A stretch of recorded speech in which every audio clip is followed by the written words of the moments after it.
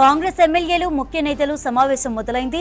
Hyderabad MC హెచ్ఆర్డీలో CM Revanth Reddy అధ్యక్షతన సమావేశం జరుగుతోంది. మీటింగ్ కు AICC in-charge Munshi, PCC chief Mahesh Kumar Goud, deputy CM Bhatti, మంత్రులు అటెండ్ అయ్యారు. గ్రామస్థాయి నుంచి నిర్మాణం, స్థానిక సంస్థల ఎన్నికలు, పాత కొత్త నేతల మధ్య సమన్వయ లోపం వంటి అంశాలపై చర్చిస్తున్నారు. చరిత్రలోనే మొట్టమొదటిసారిగా చారిత్రక ఘట్టమైన కులగణన, ఎస్సీ వర్గీకరణ నివేదికలు పూర్తి చేసి తెలంగాణ రోల్ మోడల్ గా నిలిచిందని, ఇదే అంశాన్ని క్షేత్రస్థాయిలో ప్రచారంలోకి తీసుకువెళ్లేలా కార్యాచరణ సిద్ధం చేసుకోవాలని ఎమ్మెల్యేలకు దిశానిర్దేశం చేయనున్నారు ముఖ్య నేతలు. రెడ్డిగా సీఎల్పీ మీటింగ్ కి సంబంధించిన అప్డేట్స్ అందించడానికి మా రిపోర్టర్ షరీఫ్ లైవ్ లో ఉన్నారు.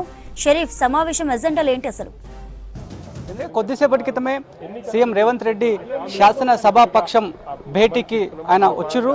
ప్రారంభమైంది సమావేశం. ఎంతసేపు సమావేశం జరుగుతుందనే విషయాల్ని ఇప్పటికే మంత్రి పొన్నం ప్రభాకర్ మీడియాతో మాట్లాడారు. మధ్యాహ్నం తర్వాత వరకు కూడా ఈ సమావేశం కంటిన్యూ అయ్యే అవకాశం ఉందని చెప్పి ఆయన చెప్పారు. సో ప్రధానమైనటువంటి ఎజెండాలు ఈ సమావేశంలో సీఎం అధ్యక్షతన, అదేవిధంగా Telangana AICC incharge Deepa Das మున్సి, PCC Mahesh Goud, deputy CM Bhatti అధ్యక్షతన ఈ సమావేశం జరుగుతోంది. అందరూ ఎమ్మెల్యేలు హాజరయ్యారు అనేటువంటి అంశాన్ని కూడా వాళ్ళు చెప్పారు. ప్రధానంగా ఎమ్మెల్సీ ఎన్నికలు సమీపిస్తున్నాయి, దాంతోపాటు స్థానిక సంస్థల ఎన్నికలు వస్తున్నాయి.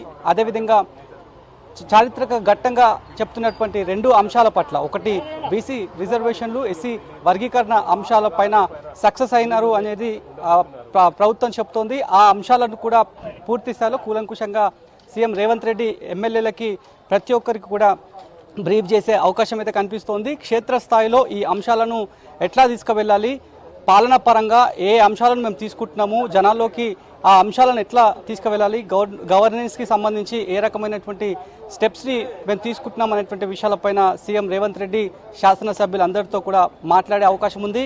ఇక పాత కొత్త నేతల వ్యవహారం పైన చాలా వరకు కథనాలు వస్తున్నాయి. రహస్య భేటీ కొంతమంది ఎమ్మెల్యేలు అయ్యారని చెప్పి చర్చ జరుగుతోంది. అది రహస్య భేటీ కాదు, అందరం కాంగ్రెస్ పార్టీ ఒక కుటుంబం కాబట్టి కుటుంబంలో సభ్యులంతా కూడా డిన్నర్కి కలిసామనేటువంటి అంశాన్ని చెప్తున్నారు. సో ఈ అన్ని అంశాలపైన పార్టీ అంతర్గత, లేదంటే నిజంగానే ఆయా కాన్స్టిట్యూన్సీస్లో సమస్యలు ఉన్నాయా అనేటువంటి విషయాలపైన అన్ని కూలంకుషంగా చర్చ చేయడానికే, శాసనసభ్యుల అభిప్రాయాలను సేకరించడానికే ఈ ఎల్పీ మీటింగ్ ఎంతగానో దోహదపడుతుంది అనేటువంటి అంశాలను కూడా చెప్తున్నారు.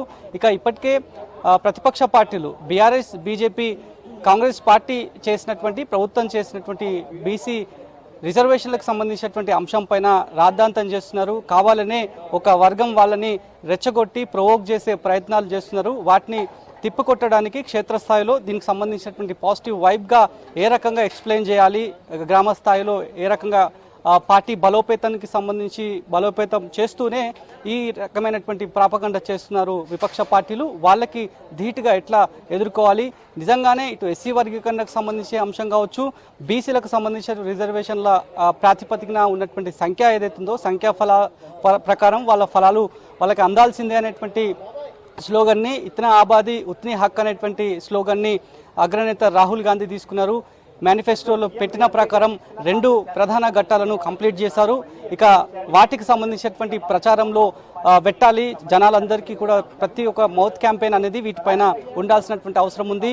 పరిపాలన వ్యవహారాలకు సంబంధించి ఏమేమి తీసుకోబోతున్నాం, ఇక ముందు ఏమేమి గవర్నెన్స్ ఉండబోతోంది అనేటువంటి విషయాలపైన నేరుగా సీఎం మాట్లాడి, అదేవిధంగా ఈ సమావేశంలో అభిప్రాయాలు ఏమైనా చెప్పాలనుకుంటే అభిప్రాయాల సేకరణ కూడా ఉంటుందనేటువంటి విషయాలను కూడా చెప్తున్నారు. ఆ తర్వాత శాసనసభాపక్షం ముగిసిన తర్వాత, ఈ భేటీ ముగిసిన తర్వాత సీఎం నేరుగా ఢిల్లీకి వెళ్ళనున్నారు. తాజా రాజకీయ పరిణామాలకు సంబంధించి కావచ్చు, రాజకీయ సమీకరణలకు సంబంధించి, అదేవిధంగా ఈ భేటీలో ఎల్పీ భేటీలో ఏం నిర్ణయం తీసుకున్నారు, ఎవరెవరు ఏ అభిప్రాయాలను ఇచ్చారు అనేటువంటి అంశాలపైన పూర్తి స్థాయిలో ఢిల్లీ పెద్దలతో సంప్రదింపులు జరిపే అవకాశం ఉన్నట్టుగా కూడా తెలుస్తోంది. సీఎం రేవంత్ రెడ్డితో పాటు పీసీసీ మహేష్ గౌడ్ వెళ్ళేటువంటి అవకాశం ఉంది. మరోవైపు డిప్యూటీ సీఎం భట్టి విక్రమార్క కూడా వెళ్తారనేటువంటి ప్రచారం కూడా జరుగుతోంది. వీరిద్దరు షెడ్యూల్ అయితే ఇప్పటికైతే ఖరారైపోయింది. 2 రోజుల పాటు ఢిల్లీలోనే అగ్రనేతలతో కలిసే అవకాశం ఉంది. ఖర్గేతో కలిసి జరిగినటువంటి సమావేశానికి సంబంధించినటువంటి సారాంశం ఏంటి, ఏ నిర్ణయాలను తీసుకోబోతున్నారు, ఎస్సీ వర్గీకరణకు సంబంధించి దాదాపు దేశంలోనే తెలంగాణ ప్రభుత్వం తెలంగాణ రాష్ట్రం రోల్ మోడల్గా నిలిచిందని చెప్పి అగ్రనేత రాహుల్ గాంధీ ఎట్లయితే భావించారో దానికి కొనసాగింపుగానే జీవోను తీసుకురావడం, చట్టం చేయడం, బిల్లు రూపంలో ఆమోదించారు, క్యాబినెట్ని పెట్టి ఆమోదించారు, సబ్ కమిటీలను వేసి న్యాయపరంగా ఎలాంటి చిక్కులు లేకుండా సక్సెస్ఫుల్గా కంప్లీట్ చేశారు. కాబట్టి ఈ అన్ని వివరాలను ఢిల్లీ పెద్దలతో సీఎం రేవంత్ రెడ్డి షేర్ చేసుకునే అవకాశం అయితే కనిపిస్తోంది. స్థానిక సంస్థల ఎన్నికలపైన ఈ సిఎల్పి భేటీ ఎంతగానో ఎఫెక్ట్ చూపిస్తుందని చెప్పి కాంగ్రెస్ వర్గాలు చెప్తున్నాయి. ఎందుకంటే ఇప్పటికే ఆయా కాన్స్టిట్యున్సీస్లో ఉన్నటువంటి ఎక్కడైతే లోకల్ బాడీ ఎన్నికలు జరుగుతున్నాయో నియోజకవర్గ ఇన్ఛార్జీలను నియమించాలని చెప్పి ఇప్పటికే ఆలోచన చేస్తోంది పార్టీ. ఈ ఇన్ఛార్జీలకు సంబంధించిన అంశం పైన కూడా పిసిసి నేరుగా రేవంత్ రెడ్డితో మాట్లాడే అవకాశం ఉన్నట్టుగా కూడా తెలుస్తోంది. సో ఇప్పటికైతే ఆల్రెడీ ప్రారంభమైంది. ఎంతసేపటి వరకు ఈ సమావేశం జరుగుతో చూడాల్సినటువంటి అవసరం ఉంది.